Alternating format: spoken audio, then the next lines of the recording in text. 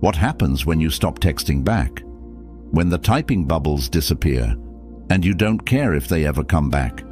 What happens when your love turns into silence and that silence isn't empty? It's full of everything you used to say. Here's the truth.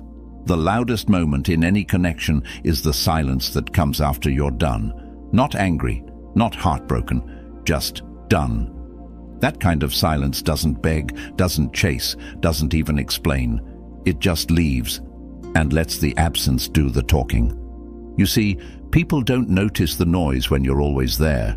They get used to your good mornings, your check-ins, your late night, "Are you okay?" texts. Your presence becomes background music. They forget how much it mattered. Until one day, it stops. And in that void, they hear the echo of everything they took for granted. This isn't about revenge. This isn't about playing games. This is about power.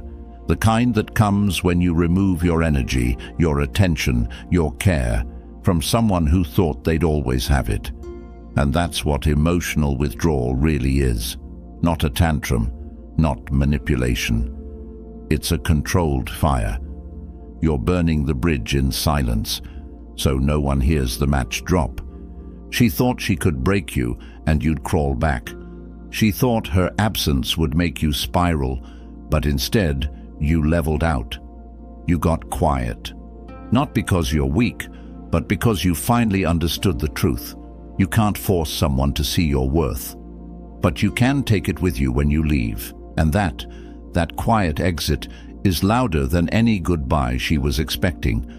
So when the silence starts, don't run back. Don't explain yourself. Don't post cryptic quotes and hope she notices. Let her feel it. Let her sit in it. Let her wonder where that version of you went and why he's never coming back. If you're sick of being emotionally manipulated, if you're tired of giving chances to people who only take, hit that like button, subscribe, turn on notifications, and comment below. My silence speaks for me now. Now, let's begin. Number 1. She expected you to chase. She thought you'd chase her. That was her first mistake. She walked away expecting to hear footsteps behind her, convinced you'd come running like every other time. That's the game. Pull back to see if you'll panic. Withdraw to see if your fear of losing her will override your self-respect. She wanted control, not closure. Power, not peace. Why? Because she believed she was the prize. She thought your attention was guaranteed, and when someone becomes addicted to attention, they start to feel entitled to it. She expected tears, pleading, regret. She thought breaking your heart would inflate hers. She thought your love meant weakness, that you couldn't walk away, that you'd break the silence first. But Stoicism flips the script. It tells us that the man who stays still is stronger than the one who chases. That peace is found in letting go, not in holding on tighter. You don't chase what's fleeing. You observe. You let it leave, not because you didn't care, but because you finally care enough about your own soul to stop pouring it into someone who keeps throwing the cup away. She expected chaos when she walked away. Instead, she got quiet. And nothing is more terrifying to someone who thrives on control than your silence. Your calm becomes confrontation, your lack of reaction. It screams that she's lost her grip. Let her wonder, let her replay everything in her head, let her sit in the silence she caused. You don't have to explain yourself. Your absence is explanation enough. Number 2. When you go quiet, they start to panic. The moment you go quiet, something shifts. Not in the room, not in the world, in them. That silence they once craved, the space they asked for, suddenly becomes unbearable. Because they didn't want silence. They wanted control. They wanted you to react to their distance with desperation. But when you don't flinch, chase, explain, or even care, that's when the panic sets in. You see, most people aren't looking for love. They're looking for emotional dominance. And when you always respond, when you break your own peace to prove your feelings, they win. But Stoicism teaches us to master the reaction, to stay still while others swing wildly, trying to provoke a response. Because in silence, your power becomes undeniable. Now the attention they once took for granted becomes something they crave. The same messages they used to ignore, they start checking their phone for. That silence becomes loud in their mind. It becomes a reflection of what they lost. Because they didn't expect you to stop caring. They didn't expect you to move on without warning. And they sure as hell didn't expect you to be okay without them. There's a reason silence is so powerful. It forces people to face themselves. And if she wronged you, if she played games, manipulated, lied, pulled away just to see if you'd beg, then your silence isn't just quiet. It's a mirror. Every unanswered call, every unviewed story, every ignored attempt to check in, that's her conscience knocking, and you're not answering. That's where regret is born, not in arguments, not in closure, in silence. Number 3, emotions are weapons if you can't control them. Your emotions are tools, but in the wrong hands, even your own, they become weapons. She didn't need to lift a finger to break you. All she had to do was trigger you, make you feel too much, too fast, too deep. Because once you're emotional, you're predictable. And once you're predictable, you're controllable. Stoicism isn't about being numb. It's about discipline, about holding the line when everything inside you wants to cross it. Most men break not because they're weak, but because they never learned how to sit with the storm and not act. They lash out, they beg, they spiral, and every time they do, they hand over more power. She may have baited you, tested you, said things just to provoke a reaction, left gaps in the story so your mind would fill them with fear, posted pictures just to spark jealousy. These aren't random. That's dark psychology. It's about pulling you into an emotional state where logic dies and your pride goes with it. And once she knows how to pull those strings, she'll keep playing that song until you've danced yourself into ruin. But when you go still, when you feel everything but do nothing, that's when the game ends. Because control isn't about pretending you don't care. It's about caring and still not cracking. It's about standing in the fire and not screaming. That's the man she didn't expect. That's the man she can't manipulate.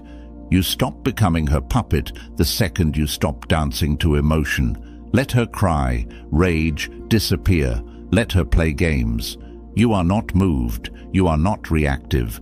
Because when you control your emotions, you control the outcome. She can't break what doesn't bend. Number 4, her game was never love, it was control. It looked like love, it felt like love, but it wasn't. Not really. Love doesn't leave you questioning your worth. It doesn't twist your words, punish your silence, or reward your pain. What you were caught in wasn't a relationship, it was a power struggle, and you didn't lose her. You lost the game she was playing. Because you were playing with your heart, she was playing with strategy. This is what most men don't see until it's too late. Not everyone wants connection. Some want control. They use affection as currency, intimacy as leverage. One day they're warm, the next they're cold. And every shift is designed to keep you chasing, doubting, wondering what you did wrong. That's not love. That's psychological warfare. When you're in it, it feels like chaos, but from the outside, it's simple. The goal was never a future with you. It was control over you. And nothing gives someone more control than knowing they can hurt you and still be forgiven. Knowing they can pull away and you'll follow. Knowing they can disrespect you and you'll rewrite your standards just to keep them around. But the second you see it for what it is, everything changes. The fog lifts. You stop asking, why did she stop loving me? And start asking, Why was I trying so hard to prove my worth to someone who made me feel worthless? And the answer is brutal, but freeing, because once you realize her game wasn't love, you stop playing by her rules, you stop reacting, you stop explaining, you stop chasing someone who feeds off the chase. And in that moment, the game ends, not with closure, not with revenge, with indifference. And that's what kills her illusion of power, when the player gets ignored by the prize. Number 5, let her sit with the echo. You don't need to slam the door. You don't need to send one last message. You don't need to make her understand. You just need to go quiet and stay quiet. Because the loudest thing she'll ever hear is the absence of your voice where it used to be constant. Let her sit with the echo. She thought she could walk away and come back to open arms, that you'd wait, wounded, in the ruins of what she broke. She expected forgiveness without apology, love without effort. She thought you'd collapse without her, but when you disappear without theatrics, when you stop playing her game and simply remove yourself from the board, that silence echoes through every part of her world. She checks her phone. Nothing. She posts a story, hoping you'll view it. You don't. She tells mutual friends she hopes you're okay, fishing for proof that you still care, but you don't bite.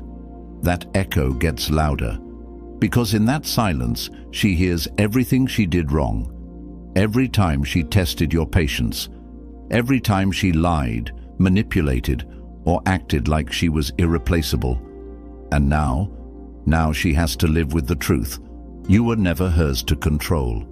You just hadn't realized your worth yet. And when you do, you don't scream it. You don't need to. You just vanish from her life like a ghost and leave her haunted by how easily you walked away. That's the secret. Don't fill the silence with explanations or bitterness. Let it stand. Let it echo. Let her be the one who has to sit in the aftermath of her decisions, without your comfort to soften the blow.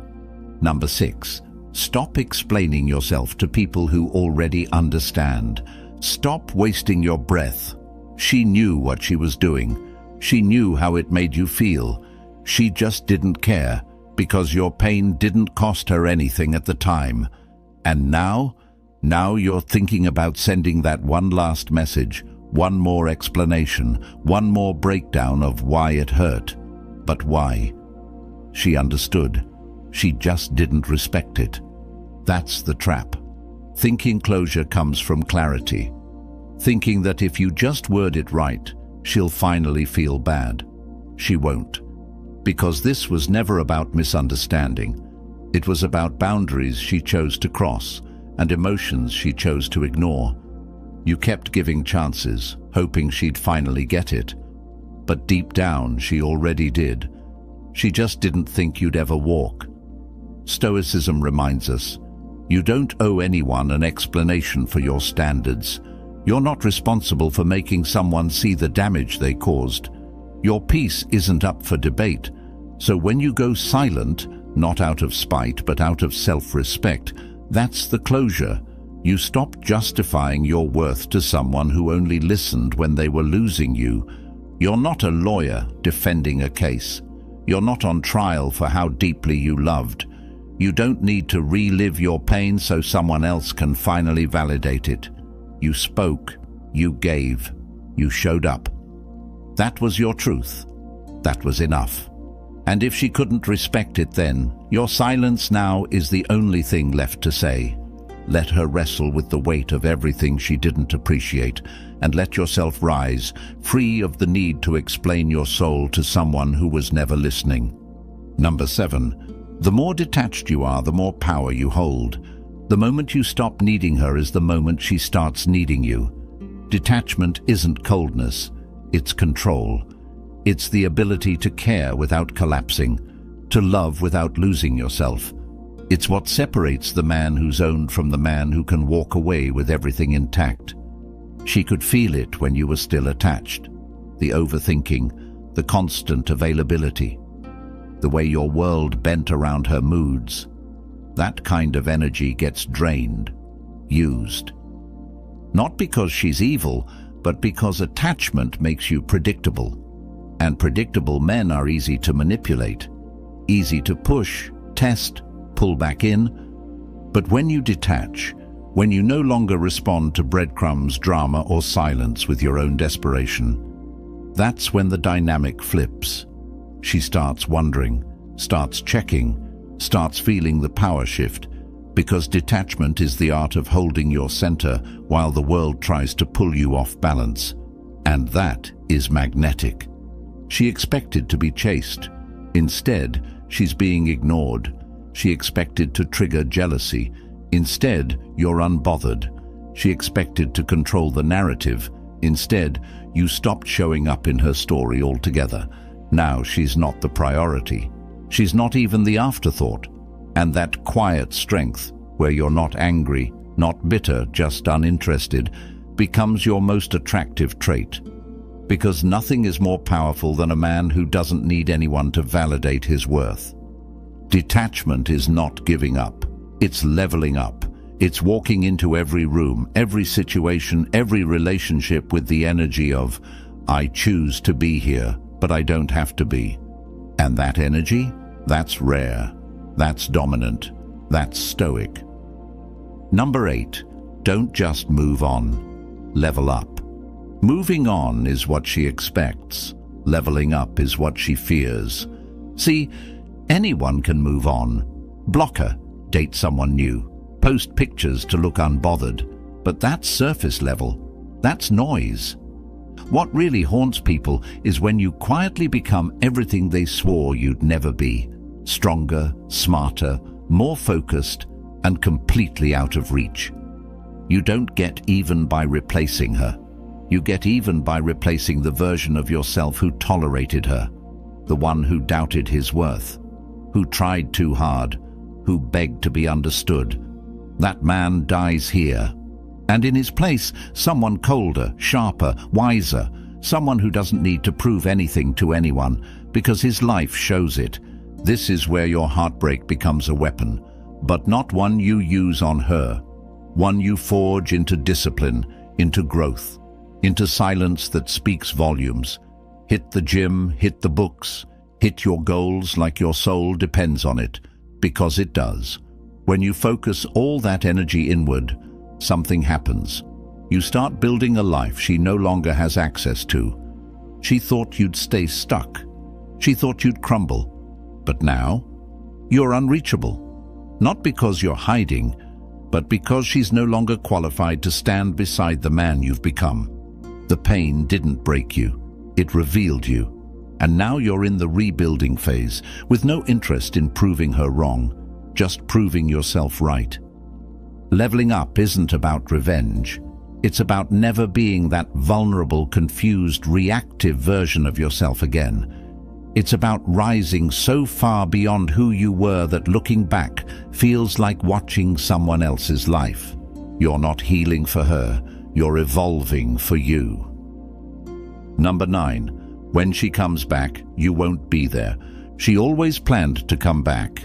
That was part of the unspoken agreement in her mind. She could leave, test the waters, chase excitement, and you'd be right where she left you. Because in her version of the story, you were the constant, the safety net, the backup plan.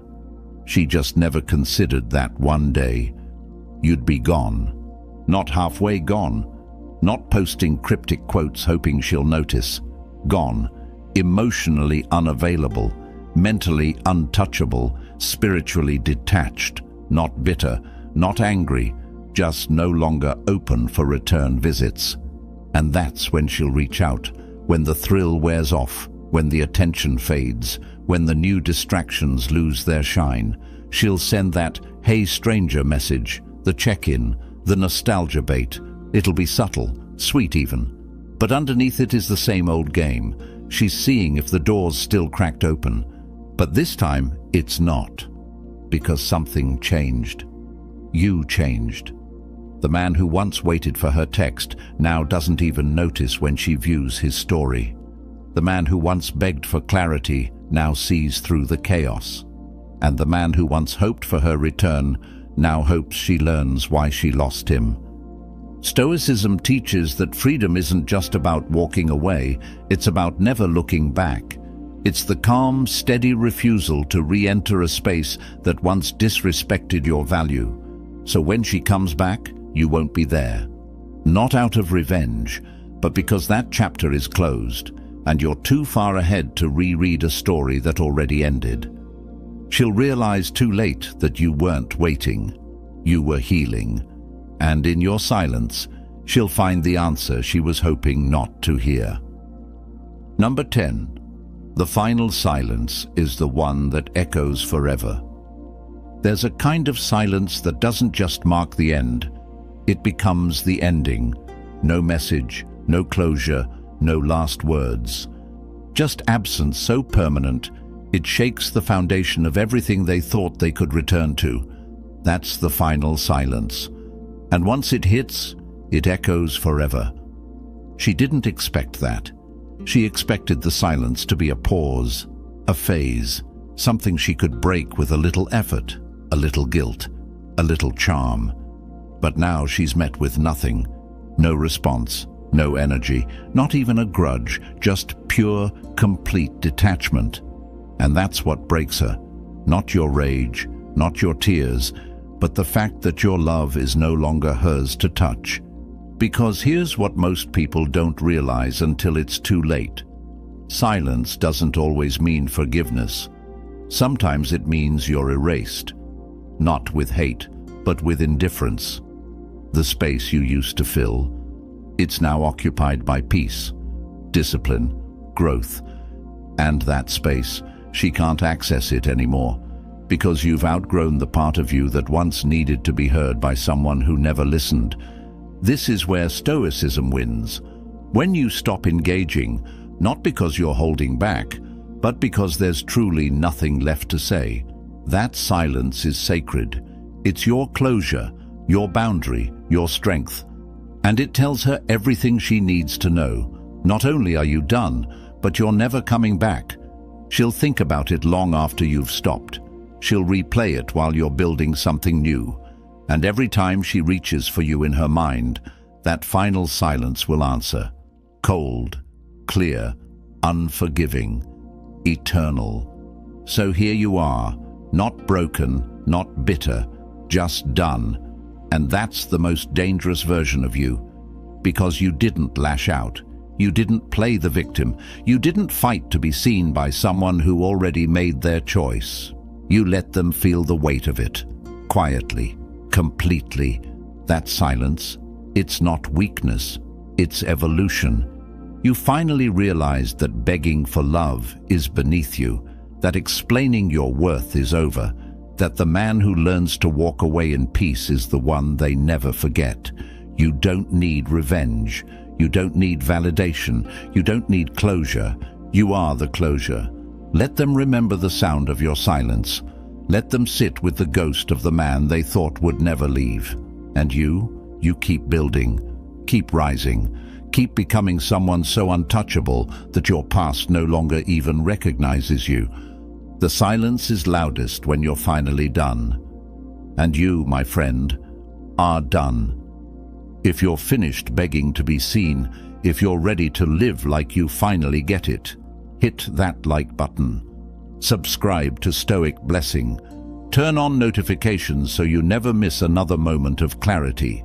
And comment below. I don't return to what I had to heal from. Your silence is your power. Own it.